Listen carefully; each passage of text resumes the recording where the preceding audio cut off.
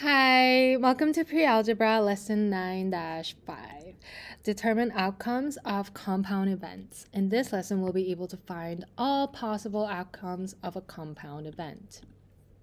So let's start with solve and discuss it. Cameron packed 2 pairs of shorts and 3 t-shirts for a weekend trip. What are some combinations of shirts and shorts that Cameron can wear while on his trip? How many days will he have a different outfit to wear? So if you look at the picture, you could see some of his clothing, and we can figure out the different combinations of these, and we'll see how many days he'll have a different outfit to wear. So, in order to make sense of this problem, how might an organized list help you solve the problem, right? So, if you have an organized list of the list of items, you could list them and see if you have that combination, right? So, for example, Cameron can wear yellow t-shirts. So let's say YT, yellow t-shirt, white t-shirt, orange t-shirt, and then green shorts, and then blue shorts. Okay, so YT, yellow t-shirt, and green shorts. Okay. So that's one. He can wear yellow t-shirts and blue shorts. And then that's all you can do with the yellow t-shirt, right? That's the only combination you can make for the yellow t-shirt.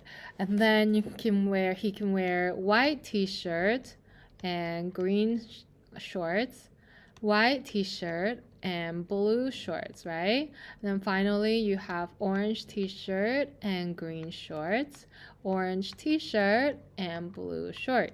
So, an organized list like this can help you solve this problem where you can think of all the outcomes of this type of event, right? So, how many different combinations do we have?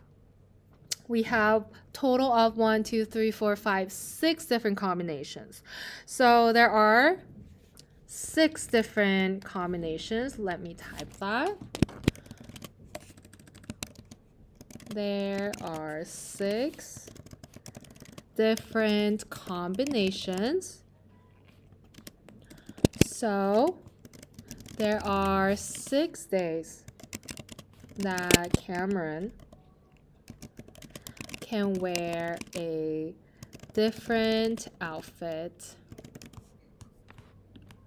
Does that make sense? Okay, good.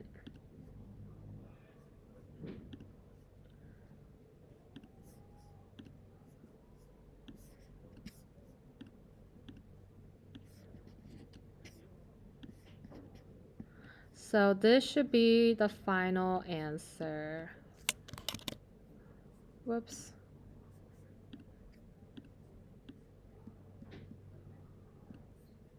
There we go. Okay. So let's look at focus on math practices. How would the number of different outfits change if Cameron packed a pair of khaki shorts? Whoa. So if he has one more shorts, how can we change this list? Well, we can do all of this plus khaki, right? So khaki for all these 3 shirts. So we'd have 3 more different outfits. Okay. So let's write that down.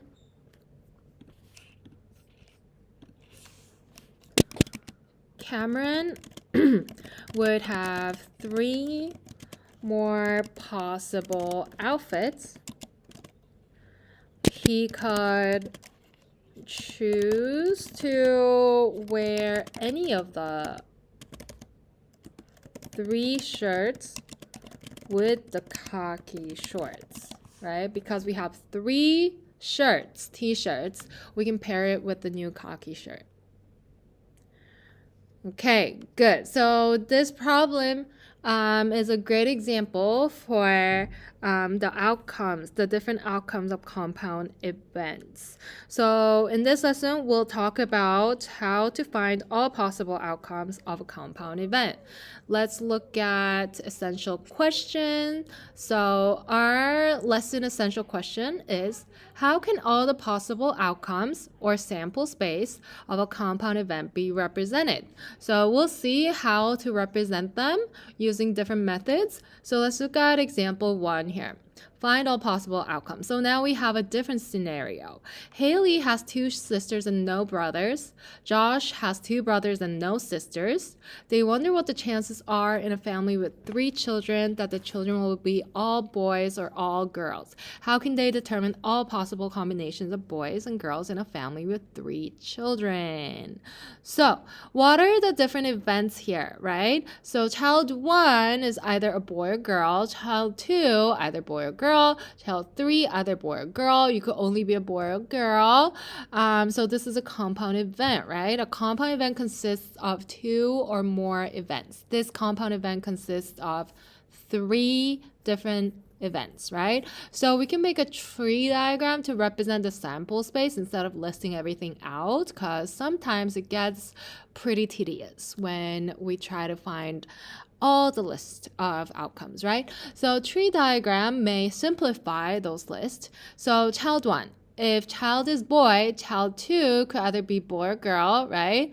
And then if child 2 is also a boy, child 3 could be boy or girl. So there are different outcomes when you have different outcomes for each child, right? So you can have different combinations, right? So BBB or BBG or BGB or BGG, you know, just like that. But this is the only outcome we can have. So all the way from this point, from child 1 to child 3, this is one outcome, 1.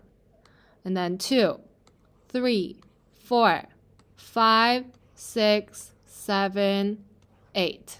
8 different outcomes, right? So, yeah, we can have 8 different outcomes in this situation. So this is a compound event. Make sure that you know what a compound event is. It consists of 2 or more events. This compound event consists of 3 events, right? So different events in one scenario. So let's look at try number 1. So let's see what the problem is. George will flip 2 quarters at the same time. So quarter is a coin, right? 25 cents. At the same time, complete the tree diagram and then list the sample space of this compound event. You use H for heads and T for tails for this possibility, okay? So the sample space, what is the sample space? What is the whole different outcomes? So fill in the blank and then answer this question. Convince me, how does the sample space change when the number of quarters that George flips is increased by 1? Okay, so how would it change? Explain. Pause the video, see if you can do it by yourself. Come back when you're ready for answers.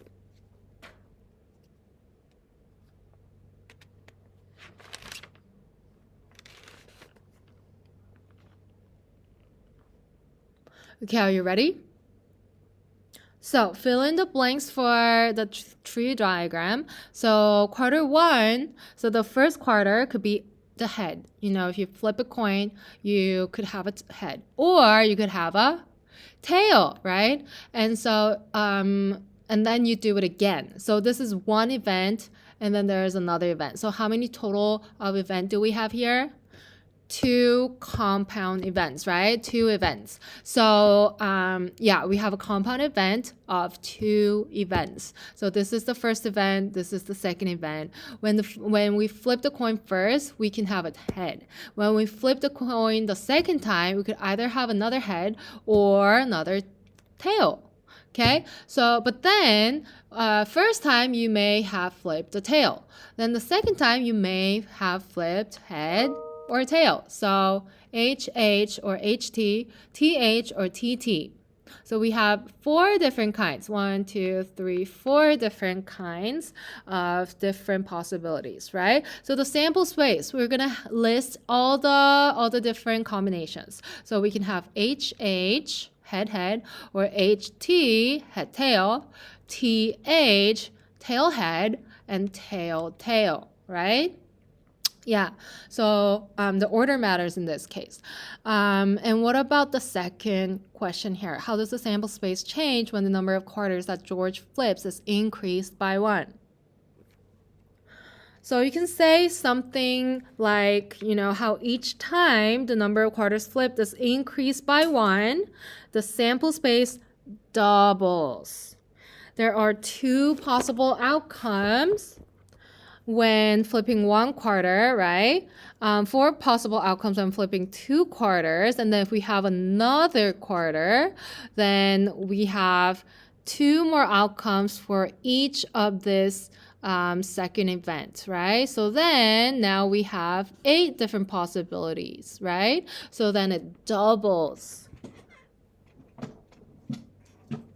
It doubles each time. So let's write that down.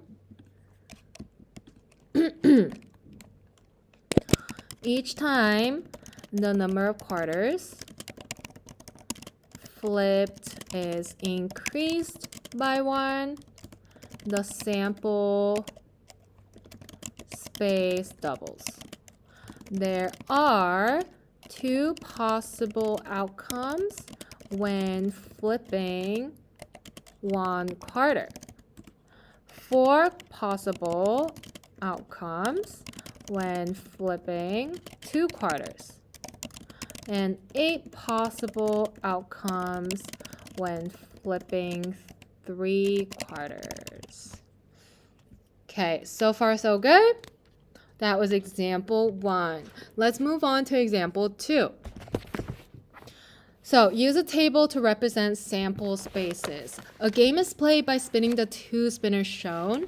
Players match the results of the spinners to combinations on their game cards. How many different combinations are possible? So now we have the spinners. How many different combinations could we get? So on the left, we have a red spinner that has 6 different letters, right? We have 6 different letters here. And then another spinner that also have 6 different outcomes, but it's in numbers. So we can have A1, A2, A3, and so on. So you can have all these outcomes for 1, all these outcomes for 2, 3, 4, 5, 6, same for A, B, C, D, E, F. And then these are all the sample space we have. You can use a table to represent the sample space if you have a lot of combinations to write, right? A big sample, right? So sample space shows all possible outcomes. Make sure you know what we're talking about when we say sample space. And then how many different outcomes do we have for each? This is 6 different outcomes here, 6 different outcomes here. The table shows 6 times 6. 6 by 6 is 36. There are 36 different letter number combinations. So if you see, if there are 2 different events that are combination events, right? Combined events, and you have 6 different types, then you can just multiply them. If you have 2 different types and then 6 different types, then you can also multiply 2 times 6, and so on. Now you're starting to figure out the pattern of these compound events, right?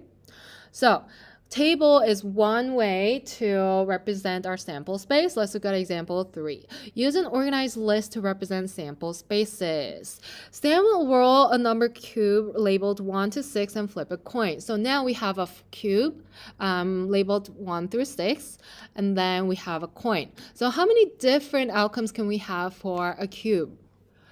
Obviously 1, 2, 3, 4, 5, 6. So 6 different outcomes, right?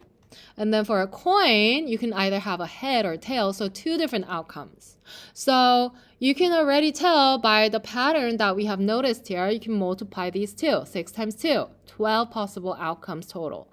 But then another way to represent all your sample space, other than writing the table, would be a list of numbers. We've already talked about this in the examples before. So H, 1H, 1T, 2H, 2T, 3H, 3T, and so on, right? You can roll a dice and then get 2 different outcomes for each number. So then we have 2 times 6, right? 2 different outcomes, 6 different outcomes, and altogether your sample space would be 2 times 6, so 12 possible outcomes. All right, so let's look at try it and see if you can do this by yourself. The bag contains tiles labeled with the letters A, B, and C. Okay, only A, B, and C, no other letters. The box contains tiles labeled with the numbers 1, 2, and 3. So only 1, 2, 3, nothing else. June draws 1 letter tile and 1 number tile from each of the bag. Represent the sample space using either a table or an organized list. It says either a table or an organized list, but just for practice, see if you can do both. Okay, so write a table of the whole sample space and write a list of the whole sample space, and figure out how many possible outcomes we have for this event. Pause the video, come back when you're ready for an answer.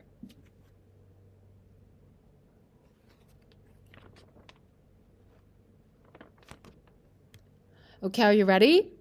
So, do you know how to write a table? You need to write down all the possible outcomes for one event and then another event. 1, 2, 3 on one side, A, B, C on the other side, right? And then you're going to combine them. 1A, 1B, 1C. And then 2A, 2B, 2C. 3A, 3B, 3C. Did you get your table right?